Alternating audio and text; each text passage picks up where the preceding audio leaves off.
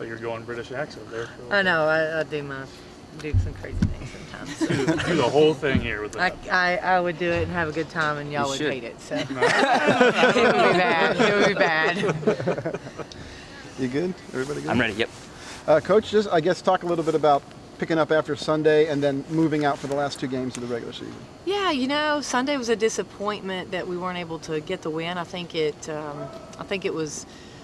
we had some positives at the end of the game that we were able to fight back from a deficit. We obviously don't want to put ourselves in that position anymore, but I think the message to our team needs to be, and it was, that we've got now a week and a half or a couple weeks now. We want to try to maximize this time, and let's really try to get rolling. Let's try to have really good practices. We don't have that many left. Let's try to have a really good week on the road and see what we can do and feel good about ourselves going into Moline. Kind of put a sharp edge on everything heading up there? Yeah, I think so. I think, we're just trying to look at practices and see exactly what we need to attack and where we need to attack it, and whether that's new things, some tweaks, and or shoring up some things. So I think right now I feel really good about having a group that's going to be motivated.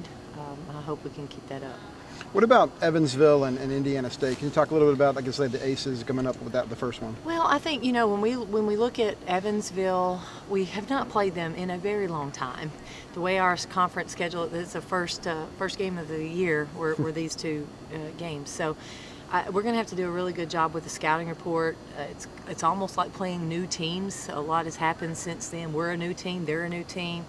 And I think if you overlook anybody, bad things could happen. So I think we've got to go in there and realize we've got to play well. We need to play well, and we may see some junk against Evansville. They may throw some crazy defense at us, and we just need to be prepared. Is there anything that's changed throughout the course of the Valley season, the way you guys have played, the way you've won games, especially late in games? Well, I don't know that we've changed, but I think there's been the buy-in of how we need to play and the importance of certain things, defending every possession. I think playing the ball, being very alert away from the ball. I think that's when we're at our best defensively. Rebounding has been critical in all of our wins and unfortunately our losses in a negative way. So I think those things, our players understand those things, and just a reminder from our loss that we've got to be good in those categories. A lot of these players haven't played 30-plus games in a season. You got the tournament on the horizon.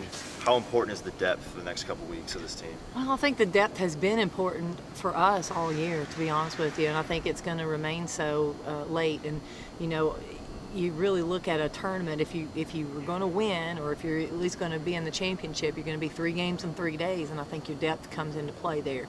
Obviously, a lot has to happen before that, but that's obviously the ultimate goal, and so we're excited about taking that depth into the conference tournament.